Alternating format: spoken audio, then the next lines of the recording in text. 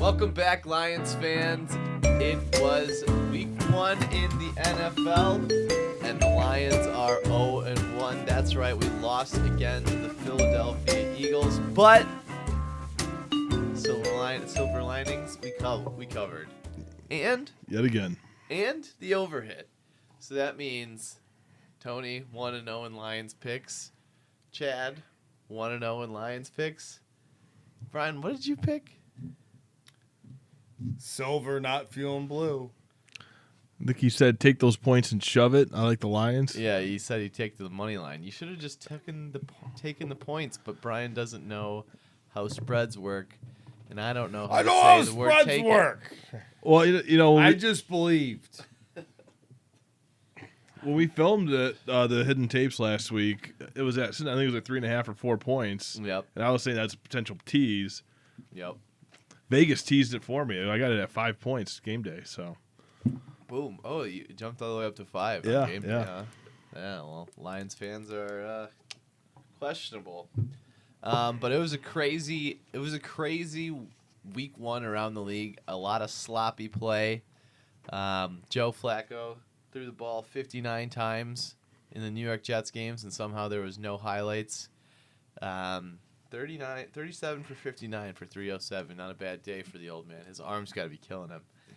My arm's killing me, and I played 10 innings of softball. Only 10 innings? 10 innings. I actually heard a killing me. report they need a sub. They need a sub for next week. He's icing his arm still. Oh, for Joe Flacco or Chad? Oh, yeah. Both. No, dude, I'm fully committed to playing softball next week. I thought it was over. No, we won 2 games. Put that cold can right on there right now. Yeah, we beat Toyota's ass. Yeah. So Isuzu lives on. Yeah, but I will not live on past next Sunday because after my red-eye flight on Saturday night, I'm driving straight to the field to play. You are a psychopath. And then you probably have like a basketball game later that day. I do. Yeah, I'm not making that one. I'm actually stuck in Vegas for 8 hours. I don't even know what to say about all that. But yeah, I mean, it's, a lot of crazy games. We almost had 2 ties in the first weekend. You said that would have been the first time since 1973. Good year. Don't fact check us. Hopefully you're right. If it's not 73, it's 76, but I'm very confident it's 73. 73. Good year for. It's either good odd year or for- even. Good year for wine. How's your wine today, by the way? It's a menage a trois, so probably 73. Yeah, we gotta do something with these bottles. Yeah. All right. But yeah, the Cincinnati Steelers game was a wild one. A bunch of missed kicks. Joe Burrow sacked 7 times, I believe. Guys, that game has a specific term to it that I love to use in only special situations, right? Snatching defeat from the jaws of victory. Holy crap. Cincinnati took it away from themselves so many times. Like, Coach Taylor, why would you not trust your best, most talented player that he's telling you he's in the end zone, dog? He got the ball in. It looked like a touchdown. You should maybe challenge this. Boing. Like, I don't know, man. How great is that noise, though? That, like... The doink. Oh, as excited as Saturday's college football slate made me watching all the games. You know, the Alabama game was great. But, like, hearing that ball hit the upright was like, football is back. Like, Yeah. anything can happen at any given Sunday. It's a good sound if No, it's not I happening tell to you what. Yes. Hey, we always used to talk about the fullback of the week. I'm all about the unsung heroes and the people who make a difference. Well, you know what happened in that Cincinnati game? The long snapper got hurt. That's right. Who's prepared for a situation the long snapper gets hurt? How does the long snapper even get hurt anymore these days? Yeah, you're not allowed to touch them. Like, You know, he probably was trying to make a tackle. He was probably trying to do too much. No one prepares for it. But you know what happens? He's hurt. And then number 84, Wilcox, comes in. And on those key moments, what happens? Low snap. Game-winning play. High snap. Can't spin the laces around. McPherson sends it all the way to the left stands as a souvenir. Special teams matters. Yeah, that was It tough. matters. That was tough. Special teams matters. I mean, everything matters. It seems like maybe there was a lot of these teams that probably should have started their starters a little more in the preseason, including the Lions. I mean, I'm not going to lie, Amon-Ra St. Brown looked lost for about the first 3 quarters. You know, but the opening drive was great. What more The could you opening ask for? drive was great. That's so Lions. Well, no, this was the Amy ultimate. came over and she was like, "Oh, they're up 7-0," and I was like, "Yeah, Amy, this is like this is standard. The standard is the standard. The Lions up 7-0 is like that's like the sun will rise. Well, that was the pick me up, put me down moment right there. The sun will rise and it will set. Don't forget, God. the sun always sets. A little monkey swinging in the branches, you know what I mean? But yeah, I mean, there's a ton of teams. I mean, Matt Stafford looked like maybe he should have gotten a few more reps in on Thursday. His elbow, I called it. Elbow did not look good. His elbow, yeah. This is a league of parody. This is a But league the of parody. 49ers, maybe. Well, I didn't actually watch that game, but Did you see that the was maybe field? just a sloppy. You talk about having a rough first week. The groundskeeper at. What is going on? They're right on Lake Michigan. You don't know how to drain it? Like, put a fucking tube out to the lake. I don't really know, but I will say. Oh yeah, you think the Bears didn't want that to happen with their ineptitude of a team? I think that was all strategized. Like Ty Cobb's strategy back in the day. It wasn't even raining that hard. Hold on, we're gonna dig out the third baseline so the bunts stick. I think maybe it was like to get more money for their new stadium. Like, I think the Bears were pretty coordinated in that after game slide. If you all look at them, they all got good pictures. Cool. Justin Fields flexing. That was so cool. That made me wish that I was like lived in Chicago and was a Chicago fan. Take off the fucking dome. Like I really want to take off the fucking dome and you get these pictures. Really want to move to Chicago. But yeah, a lot of weird stuff in the NFL this weekend. But a lot of weird stuff in our game. And maybe it's time to bring out the Goff meter and see where we put him on the scale this week. Oh, here we got the. What do you do? Yeah. You can just leave that, Brian. I don't think we're gonna be playing that game again. We're gonna need All right, so we got the Goff meter. So Chad, you said it was kind of like this all day. No, I think it was more wild. I think he was going from. Yeah, more like that. There was that right after that pick. All I could imagine was seeing that arrow be in the construction zone. Yeah. There's miscommunication with the wide receiver. It was just a bad throw, even if he threw it in the right spot. Yeah, and then it did seem like just messed up the rhythm. And then when he started to put it on target, none of the receivers were there. Well, they weren't there. They weren't making the catches. There was several drops in the game. I meant to look up how many drops there were. I forgot to because I was tired, but. I mean, it was consistent. It was a sloppy game. Yeah, it was just a sloppy game. At the same time, though, sloppy from Goff. So right now, I'll allow it. Is that what we're I'm staying there. Yeah, I'll allow it. I mean, we really don't have any better options. So. Well, and then of course you always have to talk about the things that are the unspokens of the NFL that people are going to not talk about.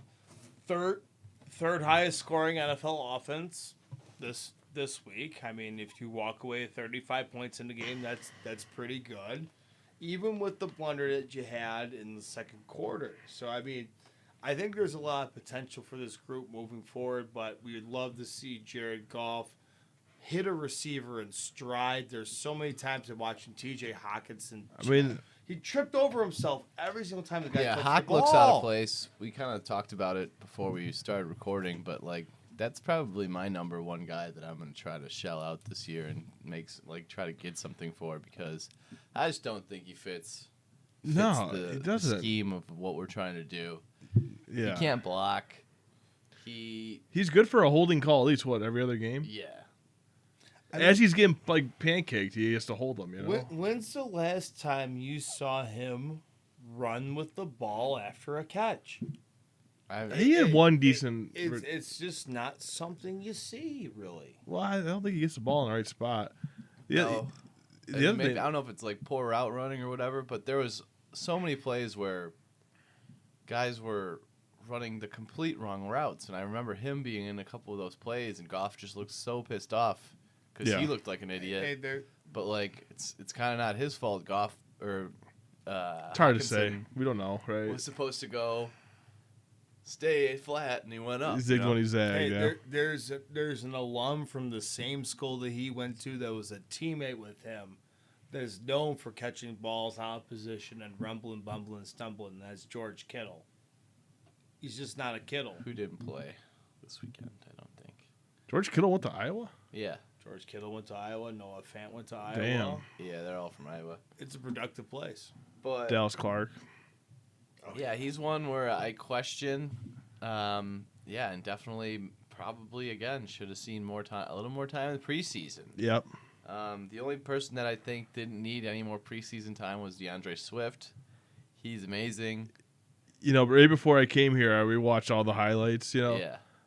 he just looks like he's playing on he's on fast forward. Everyone else is in slow motion. Yeah, he's amazing. Like he at one point, I don't think he ended this way, but at one point in the game, he was averaging 13.7 yards per carry. I think he ended around 6 or 7. Yeah, Yeah. 144 yards. But, Unbelievable. A little thunder and lightning action going. Jamal Williams. yeah, I am in the camp that like maybe he doesn't need to see the ball quite as much. Even like if Swift is that good, just give him more. I mean, he averaged 2.5 yards a carry and had 2 touchdowns. I'm okay with that. From a coverage He's goal line back. From He a played defensive coverage position, though, one thing that we've actually been critical on this show, guys showed a little bit of promise, is needs to be a little bit more aggressive on those undercutting out routes.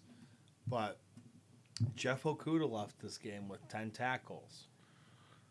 Yeah, no, Yeah, I he think jumped out a that couple was- times. That was 10 tackles because we don't have linebackers, so the corners have to tackle everybody. Another linebacker comment, though, in the third and fourth highest tacklers on the team that day, Anzalone came away with 9 total tackles, and Malcolm Rodrigo Oh, you gotta be came excited away about with him. six tackles. So He was amazing, and he almost had sacks. Those Anzalone tackles, again, 9 yards down the field, he's getting the running back. He's Chris Frey. He's Chris Frey in the NFL. He's making tackles, he's making the tackles. They're hustle plays. Yeah, they're hustle plays. It's not like he's doing his job. No, I mean, kind of. But boys, we all expect these guys in the back seven to make these superstar plays because that's who makes the plays in the NFL. But one thing I can tell you right now, who did not make the plays for our back seven and left us in a problem, especially on the read option when you're looking at a stat line like 17 carries and the longest carry for Jalen Hurts is 17 yards. How many times he hurt us to gain 90 yards in that game? The defensive ends had no contain in that game. Oh, no. And if you're talking about looking at a game when you needed a rush end and everyone's talking about this NASCAR package all day with putting Charles Harris and Aiden Hutchinson at the 3-tech on a rush side, when you're talking about that package all day and Aiden Hutchinson walks away with 1 tackle, you got to make football plays. Derek Barnes, you, sir, you could have sealed that game with all the garbage going on with a tackle in the backfield. You didn't wrap up. You didn't wrap up on several plays.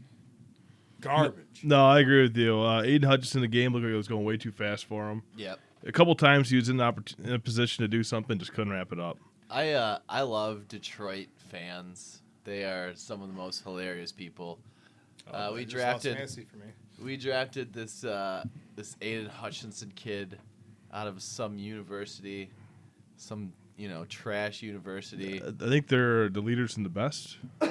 And they champions won, of the won West, some something like that. championships like 200 years ago. Or In the West, though. yeah, that was before we purchased California. Yeah. But no, and all the fans are just eating it up. Put him on Hard Knocks. everyone's just like, oh, he's going to be the greatest thing in the world. Like, there's nothing that's gonna stop him. Dan Campbell says, oh, we're gonna let Hutch loose, and then he says, oh yeah, they're gonna let me loose. Yeah, we let you loose, brud, and you didn't do anything. No, but like that's fine.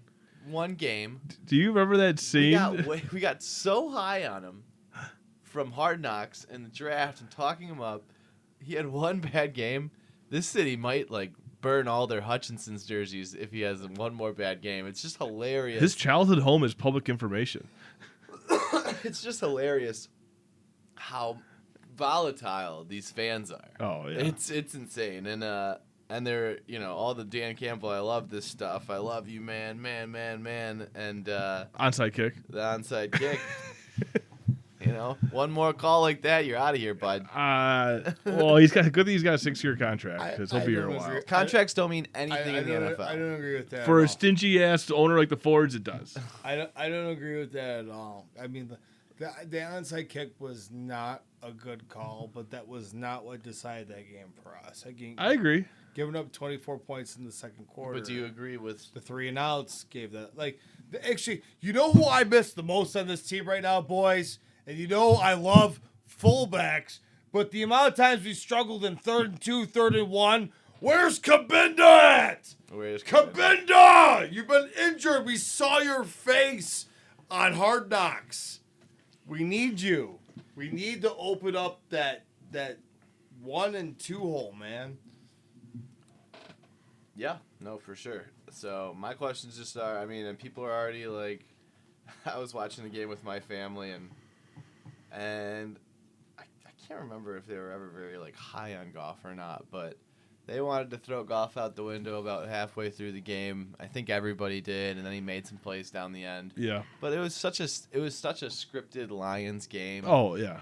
Go out, get the lead, basically totally blow it, do something dumb, make a small comeback and lose. Yeah.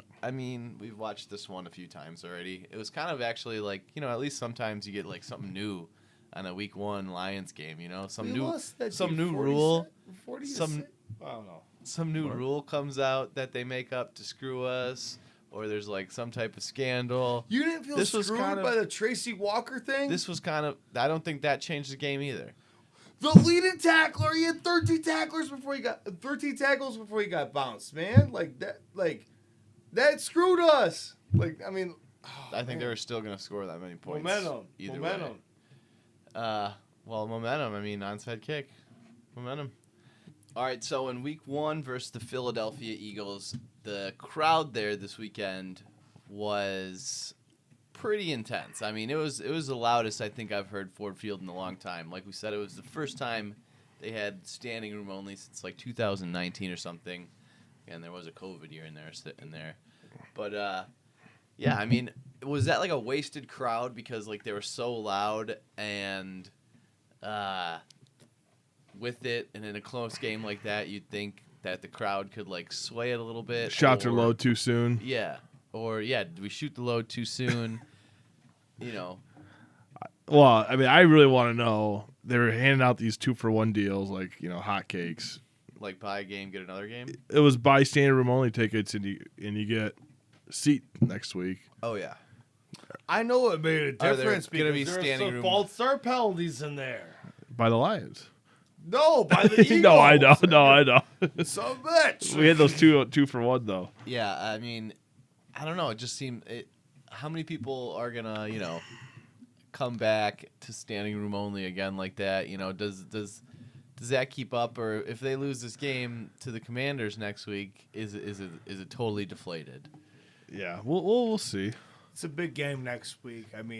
They already did a Hard Knock special for doing ticket sales on that, where you got $80 off of a 2-ticket package of their selection for this game. So they knew they needed to bundle it up a little bit after playing who I think is an NFC championship contender this week, boys. We didn't play a scrub this week. We lost to this team last year 44-6.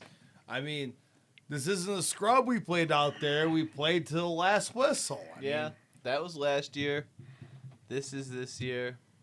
But that was last week, and this is next week. And now we got the Commanders and Carson Wentz, and the Lions are your favorites in that game. Right now, -2, -2.5, depending on what you're looking at. Money line -130, over under 48.5 point. How do you feel about that? With that information, Well, what do you do with that? I think we were favored maybe by a half point one time last year, right? Is that Were something? we? Yeah, I think one game. I want to say it's Steelers or something like that when they're on like their fifth quarterback. We were Okay. too, but yeah, Lions favored by 2.5. That's some respect. I'm not sure we earned that respect, but we got it. Yeah. But you don't get rich betting on the Lions. Actually, Well, you do. You do to cover the Not spread. as favorites, I But don't again, think. not as a favorite. Yeah. These are all plus numbers. Yeah. If the Lions have a plus next to it, then that's when you bet the Lions. So because of that, that's a. There's only one thing to There's do. only one thing to do. This is. Everyone's like, Chad, you're so rich. How'd you get so rich? And I say, I Say- bet the over. Bet the over. 48.5 Fuck points. school. Bet the over. 48.5 points. They give out those. They give those out. Yeah. I mean, anybody can get 48.5 points in the NFL. Yeah. How are you feeling about it? Folks, I can tell you one thing right now. Everyone feels really good about A.J. Brown after one game playing the Lions secondary right there. He had one 54-yard catch against Willie Parker in that game that absolutely set it apart for him to be a lead receiver in that game. Folks, you can go ahead and shut that down right there when it comes to the Commanders. Because Carson Wentz is not accurate. He doesn't know if he's going to throw it to Jonah Dotson or if he's going to throw it to Scary Terry McLaurin. Either way, it's going to scare me, and Lions are going to get some sacks and win this game by more than 2.5. Sacks. Okay. A little different. So are you just taking the 2.5 or are you taking the money line? Oh, I'm taking straight up Lions.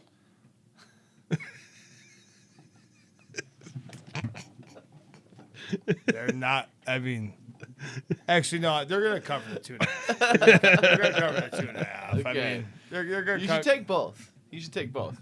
No, Parlay them together. No, I mean, the app doesn't let you do that for some reason. I think it does. no, it doesn't. No? No, I get mad I at you thought for you that. could. It says you have to select one or the other. 'Cause it doesn't matter your odds. Yeah. So, yeah, I think if the Lions don't win this game, the city might burn. A lot of people think that this is like they looked at the schedule, and when they were convincing themselves that they could make the playoffs, they just looked at this one and they said win, and that's what Lions fans 100%. do. And I think you're all not very smart for doing that, Oh, and that's me being nice. you think we're not very smart, Tony. Tony, what do you think? Our Thanksgiving game is week 9, Tony. What do you think our record's gonna be? Maybe 2-7. Well, Tony, we actually play in that time period.